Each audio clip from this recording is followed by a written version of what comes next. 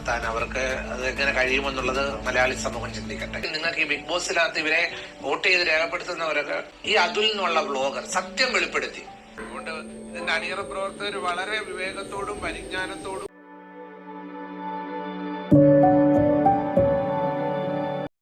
Hello friends, KN19 Sreethu വ്ളോഗ്സിന്റെ പുതിയൊരു വീഡിയോയിലേക്ക് എല്ലാ കൂട്ടുകാർക്കും സ്വാഗതം.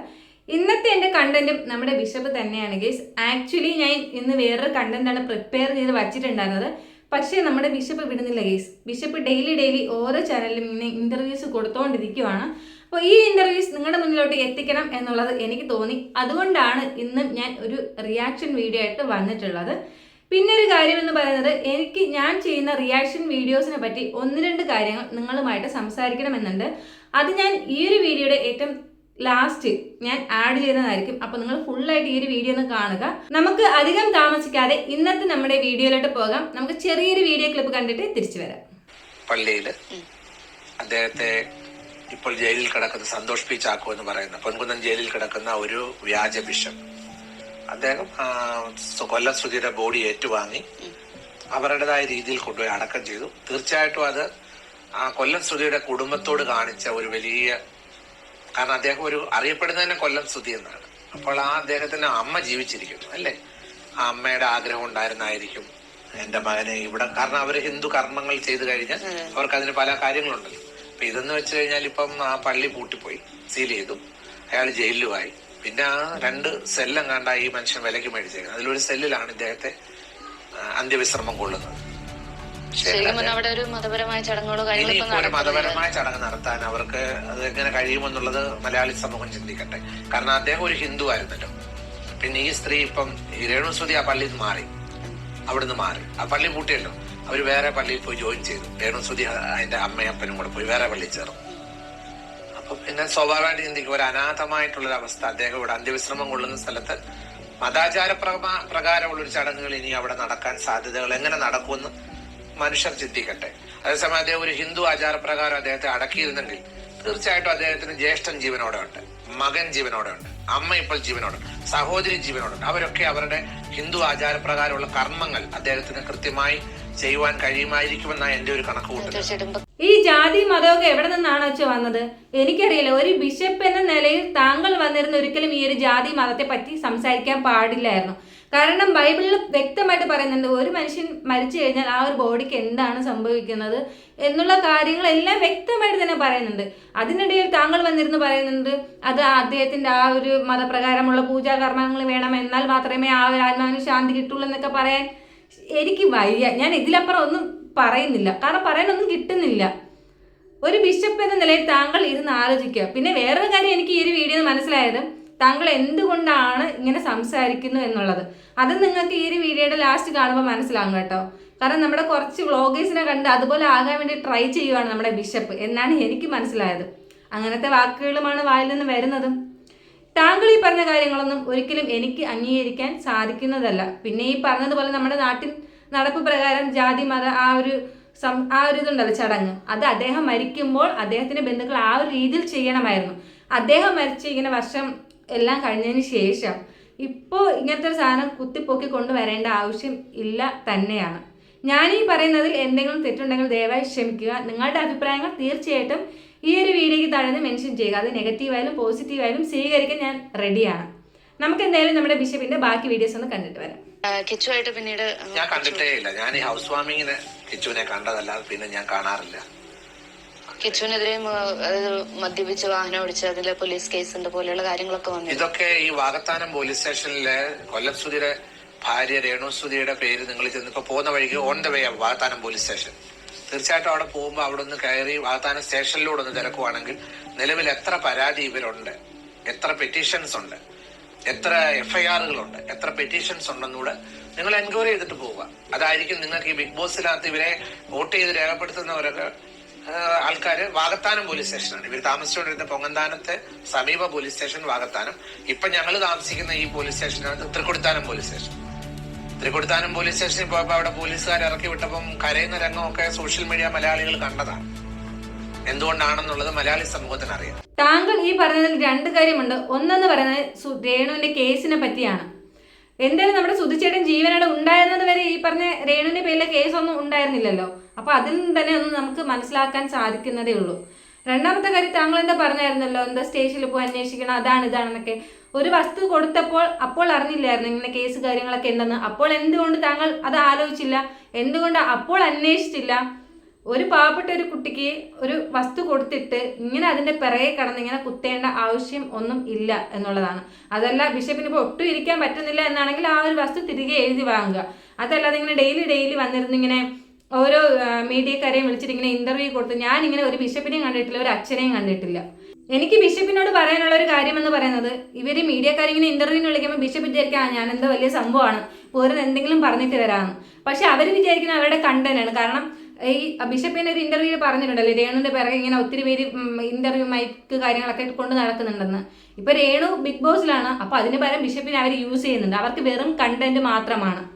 ബിഷപ്പ് ഇങ്ങനത്തെ ഒരു ഇന്റർവ്യൂസ് കൊടുക്കാതിരുന്നുണ്ടെങ്കിൽ തീർച്ചയായിട്ടും പിന്നെ എൻ്റെ ഈ ഒരു വീഡിയോ വരില്ല, നമ്മുടെ യൂട്യൂബേഴ്സിന്റെ ആരെയും വീഡിയോസ് വരില്ല. ഇതിൽ കുറച്ച് പേര് ബിഷപ്പിനെ സപ്പോർട്ട് ചെയ്ത് തള്ളി ഉന്തിയൊക്കെ എങ്ങനെയെങ്കിലൊക്കെ വീഡിയോ കൊടുക്കുന്ന രീതിയിൽ പ്രോത്സാഹിപ്പിക്കും. അതെന്താ നമുക്ക് വരുന്ന വഴിയിൽ ബിഷപ്പിന്റെ വായിൽ നിന്ന് കേൾക്കാം. ഓക്കെ, അപ്പോൾ എനിക്ക് ബിഷപ്പിനോട് പറയാനുള്ളത്, കുറച്ചൊന്ന് ചിന്തിച്ചും ആലോചിച്ചും ഒക്കെ ഒരു ബിഷപ്പ് എന്ന നിലയിൽ ഒരിക്കലും താങ്കൾ ഇങ്ങനെ പ്രതികരിക്കേണ്ടതല്ല. നമ്മുടെ വലത് കൈ ചെയ്യുന്ന ഇടത് കൈ അറിയാൻ പാടില്ല എന്നുള്ളതാണ്. ഇത് താങ്കൾ ഒരു ദാനം ചെയ്യുകയും ചെയ്തു. അതിന് അപ്പുറം ഒരു കുട്ടിയുടെ ജീവിതം അത്രയും നെഗറ്റീവ് കാര്യങ്ങളെല്ലാം ആ കുട്ടിയുടെ ജീവിതം തന്നെ ഇല്ലാതായെന്നാണ് പറയാൻ.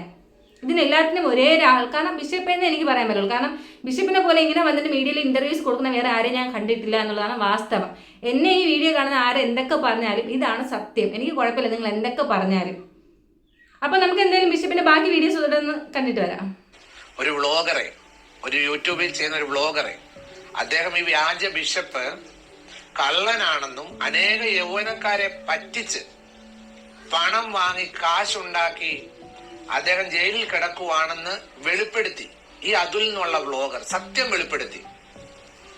ആ പള്ളിയിലെ കൈക്കാരനായിട്ട് ആര് ജോലി ചെയ്തു? രേണുസുധിയുടെ പിതാവ് ജോലി ചെയ്തു എന്നുള്ള കാര്യം ആ വ്ളോഗർ അവിടെ പോയി അന്വേഷിച്ചു. അദ്ദേഹം പലയിടത്ത് എൻക്വയറി ചെയ്തിട്ട് ഇവരൊക്കെ വാർത്ത കൊടുക്കുന്നത്. ആ സത്യം പുറത്തു കൊണ്ടുവന്നപ്പോൾ രേണുസുധി ആർക്കെതിരെ കേസ് കൊടുത്തു കൊണ്ടുപോയി? അതുൽ വ്ളോഗർക്കെതിരെ കേസ് കൊടുത്തു. അതുൽ വ്ളോഗർ ആ കേസുമായിട്ട് മുൻപോട്ട് പോവുകയാണ്. ഒന്നത്. രണ്ട്, ഈ അതുൽ വ്ളോഗർ എന്ന് പറയുന്ന ആ ഒരു വ്ളോഗർ തിരുവനന്തപുരത്തും ഇവിടെ പോലീസ് വിളിക്കുമ്പോഴൊക്കെ വരാറുണ്ട്. അദ്ദേഹത്തിന്റെ വീട്ടിൽ പോയി ഇപ്പോഴും വ്ളോഗ് ചെയ്യുന്നു. ഒരിക്കലും അദ്ദേഹം സ്ത്രീത്വത്തെയോ ഇവരുടെ പേര് പറഞ്ഞ് കുഞ്ഞുങ്ങളെ ഒന്നും ഒരു വാക്കുപോലും. ഇപ്പൊ എങ്ങനെയിരിക്കണ കേസ്? ഞാൻ പല വീഡിയോസ് ചെയ്യുമ്പോഴും ആലോചിച്ചിട്ടുണ്ട്, എന്താ ഈ ഫാദർ ഇങ്ങനെ സംസാരിക്കണേ, ഈ ബിഷപ്പ് എന്തുകൊണ്ട് ഇങ്ങനെ സംസാരിക്കുന്നതെന്നൊക്കെ. പക്ഷെ അതിനൊക്കെ മറുപടി കിട്ടിയത് ഈ ഒരു ഒറ്റ വീഡിയോ കണ്ടപ്പോഴാണ്. നമ്മുടെ അതിൽ വ്ളോഗ്സ് അല്ലേ താരം, അദ്ദേഹത്തെ കണ്ട് വീഡിയോ ചെയ്യുന്നവർ അങ്ങനെ വരത്തുള്ളൂ. ഓക്കെ, നമുക്ക് അതിലോട്ട് വരാം. അതിന് മുന്നേ തൊട്ട് മുന്നത്തെ വീഡിയോയിൽ ഞാൻ ഒരു കാര്യം പറയാൻ മറന്നു. നമ്മുടെ ബിഷപ്പ് നമ്മുടെ രേണു ബിഗ് ബോസിൽ പോയതിനെ പറ്റി പറയുന്നുണ്ടല്ലേ, ആ കുട്ടി അവിടെ പോയി എന്ത് കാണിച്ചിട്ടാണ്? നിങ്ങൾ എന്തിനാണാവോ ഇങ്ങനെ ഇരുന്ന് കരയുന്നത്? ഒരാൾ നന്നാവുകയാണെങ്കിൽ നന്നായിക്കോട്ടെ, അതിനിടയിൽ കയറി എന്ത് ദൈവമേ എനിക്കറിയില്ല. ഇനി ഈ പറഞ്ഞ രേണുവിന്റെ മരണം കണ്ടിട്ട് എല്ലാവരും അടങ്ങുള്ളൂ എന്നാണെങ്കിൽ ചിലപ്പോൾ അത് തന്നെ താമസിക്കാതെ നടക്കുമായിരിക്കാം. കാരണം അങ്ങനെയല്ലേ ഈ പറഞ്ഞ സോഷ്യൽ മീഡിയയിൽ നിന്നൊക്കെ കിട്ടുന്നത്. ഈ പറഞ്ഞ ബിഷപ്പ്, താങ്കൾ ഒന്നുകൂടെ ഒന്നിരുന്ന് ആലോചിക്കുന്നതായിരിക്കും നല്ലത്. താങ്കൾ ചെയ്യുന്നത് ശരിയാണോ തെറ്റാണോ എന്നുള്ളത്. ഞാനും ബൈബിൾ വായിക്കുന്ന ഒരു വ്യക്തിയാണ്. താങ്കൾ ചെയ്യുന്നത് 100% തെറ്റെന്നാണ് എൻ്റെ ഒരു അഭിപ്രായം എന്ന് പറയുന്നത്. ഇനി താങ്കൾ രേണുവിന് വസ്തു കൊടുത്തിട്ട് രേണു എന്തൊക്കെ പറയുന്നു എന്നൊക്കെ പറയുന്നുണ്ട്. ശരിക്കും ഞാൻ അതിൽ യോജിക്കുന്നില്ല. അതിൽ ഞാൻ കുറച്ച് വീഡിയോസ് ഒക്കെ കണ്ടുവെന്നെങ്കിലും രേണു അതിൽ ഓട്ടോമാറ്റിക്കലി ഒരു പെൺകുട്ടിക്ക് വരുന്ന റിയാക്ഷനാണ് രേണു ചെയ്തിട്ടുള്ളത്. ഇനി അല്ല ബിഷപ്പിനെ താങ്കളെ വേദനിപ്പിക്കുന്ന രീതിയിൽ എന്തെങ്കിലും പറഞ്ഞു എന്ന് തന്നെ ഇരിക്കട്ടെ. ഒരു ദൈവപുരുഷൻ എന്ന നിലയ്ക്കും താങ്കൾ ഒരു ബിഷപ്പ് എന്ന നിലയ്ക്കും താങ്കൾക്ക് ക്ഷമിക്കാൻ കഴിയില്ലേ? അപ്പോൾ പിന്നെ താങ്കൾ എന്തുകൊണ്ടാണ് ഈ ബൈബിൾ പിടിച്ച് നടക്കുന്നത്? ബൈബിളിൽ പറയുന്ന ഏറ്റവും വലിയ കാര്യം എന്നുള്ളത് ക്ഷമിക്കുക എന്നുള്ളതാണ്. 100 തവണ പറയുന്ന ഒരു കാര്യമാണ് ക്ഷമിക്കുക എന്നുള്ളത്. അതൊരു ബിഷപ്പായ താങ്കൾക്ക് ക്ഷമിക്കാൻ പറ്റുന്നില്ല എങ്കിലും സാധാരണ ഒരാൾക്ക് എങ്ങനെ ക്ഷമിക്കാൻ സാധിക്കും? താങ്കൾ മാതൃക കാണിച്ചു കൊടുക്കേണ്ട ഒരു സ്ഥാനത്ത് താങ്കൾ തിരിച്ചിട്ട് കുത്തുവാണ് ഒരു 7-8 സെന്റ് സ്ഥലത്തിന്.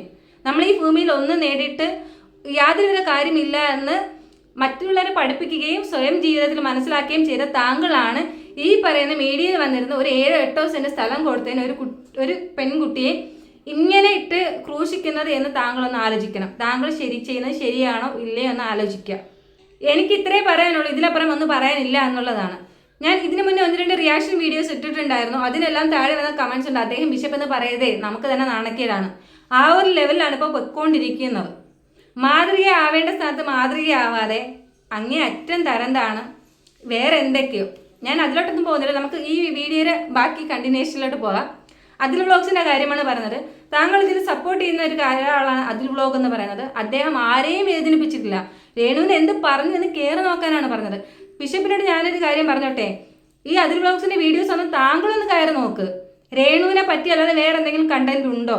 രേണുവിനെ പറ്റി പറഞ്ഞ ഒരു നല്ല കാര്യം, ജസ്റ്റ് 1 മിനിറ്റ് എങ്കിലും രേണുവിനെ പറ്റി നല്ല കാര്യം ഈ പറഞ്ഞ അതിൽ പറഞ്ഞിട്ടുണ്ടെങ്കിൽ ഞാൻ സമ്മതിക്കാം.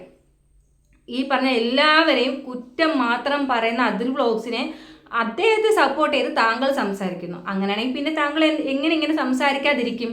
അതൊരു ക്വസ്റ്റ്യൻ മാർക്ക് തന്നെയാണ്. താങ്കൾ ഇങ്ങനെ സംസാരിച്ചില്ലെങ്കിലേ അതിശയമുള്ളൂ. നമുക്ക് എന്തായാലും താങ്കളുടെ ബാക്കി വീഡിയോസ് ഒന്ന് കണ്ടിട്ട് വരാം. ഒരിക്കലും അദ്ദേഹം സ്ത്രീത്വത്തെയോ ഇവരുടെ പേര് പറഞ്ഞ് കുഞ്ഞുങ്ങളെ ഒന്നും ഒരു വാക്കുപോലും, ഞാൻ വ്ളോഗർമാരെ യൂട്യൂബേഴ്സിനെയൊക്കെ വളരെ സ്നേഹിക്കുന്ന ഒരാളാണ്. കാരണം എന്താന്ന് പറയട്ടെ, അവർ ഈ സമൂഹത്തിൽ നടക്കുന്ന തിന്മകൾ ചൂണ്ടിക്കാണിക്കും.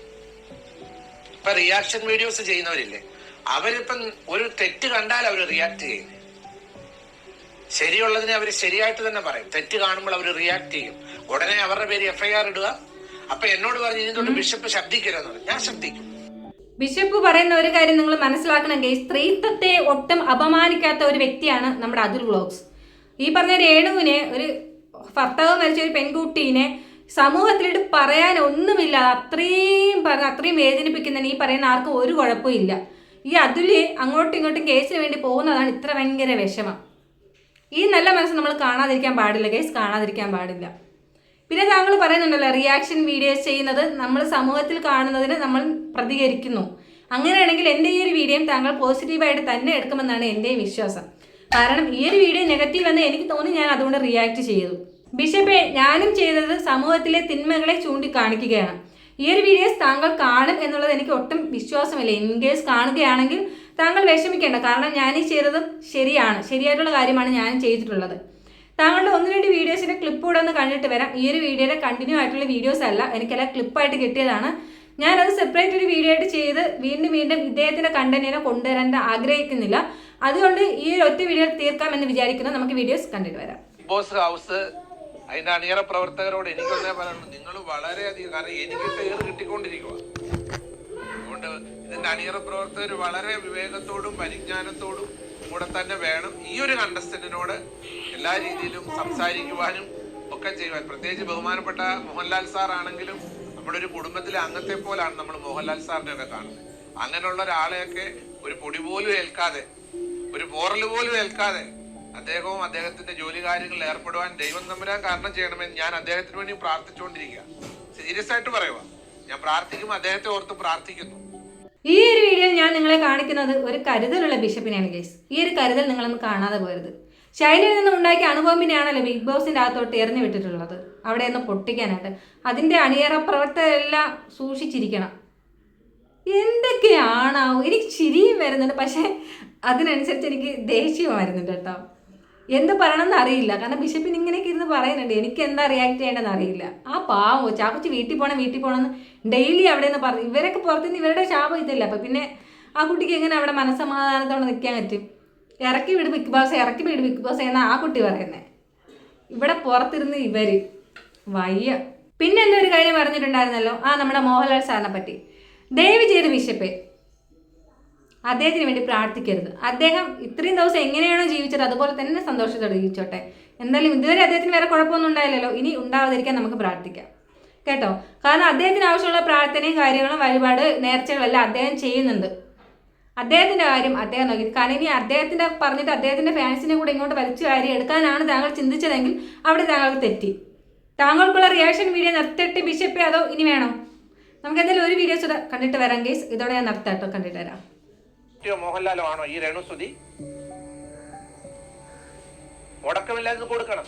രേണു സുധി എന്ന് പറയുന്ന വ്യക്തി മമ്മൂട്ടിയോ മോഹൻലാലോ അല്ലെങ്കിൽ കേരളം അറിയപ്പെടുന്ന ഒരു ആക്ട്രസ് ആയിട്ട് ജീവിക്കുന്ന ഒരാളായിട്ടാണെന്ന് എനിക്ക് ഫീൽ ചെയ്യുന്നില്ല. അങ്ങനെയുള്ള ഒരാളെ എന്റെ അടുത്ത് വന്ന് താമസിച്ചെങ്കിൽ തീർച്ചയായിട്ടും അവരെ ആരാധിക്കുന്ന ആരാധകരായിട്ടുള്ളവർ എന്നോട് വന്ന് പറയാം, ബിഷപ്പ് ഈ മമ്മൂട്ടി സാറിന്റെ വീടിനടുത്ത്, മോഹൻലാൽ സാറിന്റെ വീടിനടുത്ത് ഒരു പ്ലോട്ട് ഞാൻ ഇന്ന വിലയ്ക്ക് തരണമെന്ന് പറഞ്ഞാൽ ഞാൻ കൊടുക്കാം. ഒരിക്കൽ പോലും രേണു സുധിയുടെ നെയ്ബർഹുഡ് ആകാൻ വരാൻ ഒരാൾ ഇഷ്ടപ്പെടുമെന്ന് ഞാൻ വിശ്വസിക്കുന്നില്ല എന്ന് തന്നെ കൊടുത്തോളുക. അതിൽ കൂടുതൽ എനിക്കൊന്നും പറയാനായിട്ടില്ല. നമ്മുടെ മമ്മൂട്ടി മോഹൻലാലുമാണോ കേസ് രേണുസുതി? എനിക്ക് ബിഷപ്പിനോട് തോന്നുന്നത് എനിക്ക് ബിഷപ്പിന്റെ ബാക്കി വസ്തുക്കളൊന്നും വിറ്റ് പോകുന്നില്ല, അതിൻ്റെ ആ ഒരു ദേശീയ സങ്കടമൊക്കെ ആണെന്ന് തോന്നി ഇത്രയും റിയാക്ഷൻ. അതിന് ഞാൻ വേറൊരു വീഡിയോ ചെയ്തിട്ടുണ്ട്, നമ്മുടെ ഫിറോസ് പറയുന്നൊരു വീഡിയോ. ബിഷപ്പിന്റെ തന്നെ ബന്ധുക്കളല്ലേ ഇതിന്റെ ബേക്കിൽ കളിക്കുന്നത്, അവർക്ക് ഈ വസ്തുവിന് എന്തോ വേണമെന്ന് അവകാശം ഉണ്ടെന്നൊക്കെ കേസ് ഇട്ടെന്നും താങ്കളെ ഭീഷണിപ്പെടുത്തുന്നു എന്നൊക്കെ. അപ്പോൾ ഈ താങ്കളുടെ വസ്തു വിൽക്കാതിരിക്കാൻ ശ്രമിക്കുന്നത് അവരല്ലേ? ഈ പറയുന്ന എല്ലാം കൂടെ കൊണ്ടെന്തിനാ ഈ രേണുവിന്റെ തലയിൽ കൊണ്ടിട്ട് കൊടുക്കുന്നതെന്ന് എനിക്കറിയില്ല. എന്തായാലും കേസ് ഞാൻ ഈ ഒരു വീഡിയോയുടെ വൈൻഡപ്പ് ചെയ്യുകയാണ്. നിങ്ങൾക്ക് ഈ ഒരു സബ്ജക്റ്റുമായിട്ട് എന്താണോ അഭിപ്രായം തീർച്ചയായിട്ടും എൻ്റെ ഒരു വീഡിയോയ്ക്ക് താഴെ ഒന്ന് കമൻറ്റ് ചെയ്യുക. എൻ്റെ ഈ ഒരു വീഡിയോ ഇഷ്ടമായാൽ ലൈക്ക് ചെയ്യുക, ഷെയർ ചെയ്യുക, കമൻറ്റ് ചെയ്യുക. കൂടുതൽ വീഡിയോസ് കാണാനായിട്ട് എൻ്റെ ചാനൽ ഒന്ന് സബ്സ്ക്രൈബ് ചെയ്യുക. ഞാൻ ഈ പറഞ്ഞതിൽ എന്തെങ്കിലും തെറ്റായിട്ട് പറഞ്ഞു എന്ന് നിങ്ങൾക്ക് തോന്നുന്നുണ്ടെങ്കിൽ, ഞാൻ ഈ ബിഷപ്പിനോടോ അതല്ല നമ്മുടെ റിയാക്ഷൻ വീഡിയോസ് ചെയ്യുന്നവരോടോ അല്ല ഞാൻ പറയുന്നത്, സാധാരണക്കാരായ നിങ്ങൾക്ക് ഞാൻ എൻ്റെ ഭാഗത്തു നിന്നും എന്തെങ്കിലും തെറ്റായിട്ട് ഈ ഒരു വീഡിയോയിൽ പറഞ്ഞിട്ടുണ്ട് എന്ന് നിങ്ങൾക്ക് തോന്നുന്നുണ്ടെങ്കിൽ ഞാൻ നിങ്ങളോട് ക്ഷമ ചോദിക്കുന്നുണ്ട്. പിന്നെ ഒരു കാര്യം, ഞാൻ ഈ റിയാക്ഷൻ വീഡിയോസ് ചെയ്യുന്നത്, ചിലർ റിയാക്ഷൻ വീഡിയോസ് ചെയ്യാറുണ്ട്, നമ്മുടെ അനീഷ് വ്ളോഗ്സ്, ഇങ്ങനെ കുറേ പേരുണ്ട്. അതായത് ഒരു വീഡിയോയുടെ എന്തെങ്കിലും ഒരു ചെറിയൊരു വേർഡ് മതി, ആ ഒരു വേർഡ് മാത്രം എടുത്തിട്ട് അത് മറ്റെന്തോ വലിയ സംഭവമാണെന്ന് പറഞ്ഞിട്ട് വേറെ രീതിയിൽ ക്രിയേറ്റ് ചെയ്യുക, അവരുടെ ഓണായിട്ട് ഒരു സംഭവമായിട്ട് ക്രിയേറ്റ് ചെയ്യുക. അങ്ങനെയാണ് അവർ റിയാക്ഷൻ വീഡിയോസ് ചെയ്യുന്നത്. പക്ഷെ ഞാൻ ചെയ്യുന്ന വീഡിയോസ് അങ്ങനെയല്ല. നമ്മുടെ ഈ ഒരു യൂട്യൂബിൽ, നമ്മുടെ ഫേസ്ബുക്കിൽ ഇങ്ങനെയൊക്കെ വരുന്ന വീഡിയോസിൽ ഫുൾ വീഡിയോ, എനിക്ക് എന്ത് വീഡിയോ കാണുമ്പോഴാണ് അതിൽ റിയാക്ട് ചെയ്യണമെന്ന് തോന്നുന്നത്, ആ വീഡിയോ ഫുള്ളായിട്ട് എടുത്ത് പ്ലേ ചെയ്തിട്ടാണ് ഞാൻ നിങ്ങൾക്ക് ആ ഒരു റിയാക്ഷൻ വീഡിയോസ് ചെയ്യുന്നത്.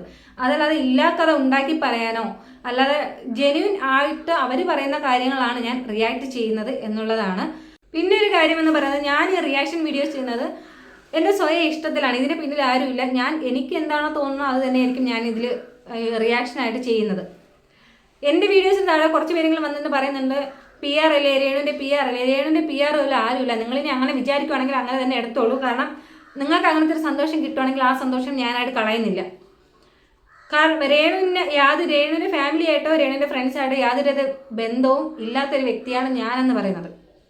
പിന്നെ ഞാൻ വേറെയും റിയാക്ഷൻ വീഡിയോസ് ചെയ്യാറുണ്ട്, ഈ രേണുവിൻ്റെ കണ്ടന്റ് മാത്രമല്ല എടുക്കുന്നത്. പക്ഷേ ചില വീഡിയോസ് ഇങ്ങനെ കാണുമ്പോൾ റിപ്പീറ്റായിട്ട് നമ്മുടെ രേണുവും ബിഷപ്പൊക്കെ വരുന്നു എന്നത് മാത്രമേ ഉള്ളൂ. അപ്പോൾ ഞാൻ ഇന്നിവിടെ എൻ്റെ ഈ ഒരു വീഡിയോ വൈൻഡപ്പ് ചെയ്യാൻ പോവുകയാണ്. നമുക്ക് നാളെ മറ്റൊരു വീഡിയോയിൽ വീണ്ടും കാണാം. അതുവരെ ബൈ ബൈ.